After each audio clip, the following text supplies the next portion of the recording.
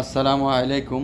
আমার বাংলাদেশে এই চেয়ারের ভিতরে যদি আল্লাহ ফেরাস্তো বসায় দেয়, তাও মনে করেন দেশের মানুষকে কন্ট্রোলে নিয়ে আসতে পারবো না। কারণ কি জানেন? কারণ আমরা যে কী চেয়ে আমরা নিজেরাও জানি না।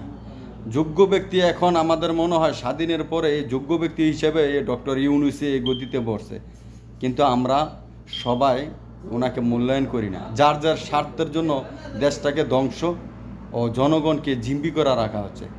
তাই আমি বলবো, যদি আমাদেরকে যদি আল্লাহ যদি স্বয়ং এই চেয়ারের ভিতরে যদি ফেরেশতা বসা দেওয়া যদি বলে, এই বাঙালি তোরা এই দেখ আমার হুকুমে চলবো, তোরা মান, তাও মানব না। এই বাঙালি বাঙালি এমন একটা জাতি, আর দোয়া করি এই বাঙালিকে আমাদেরকে হেদায়েত দান করুক।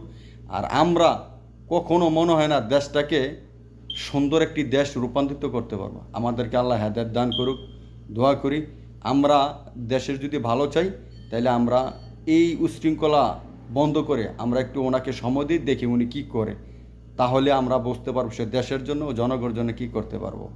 তাই আমি বলবো, সবাই এই হানাহানি মারামারি থেকে একটু বিরত থাকুন, দেশকে ভালোবাসুন, দেশের মানুষকে ভালোবাসুন, ইসলামকে ভালোবাসুন। ভালো থাকবেন, সুস্থ থাকবেন। আল্লাহ হাফেজ।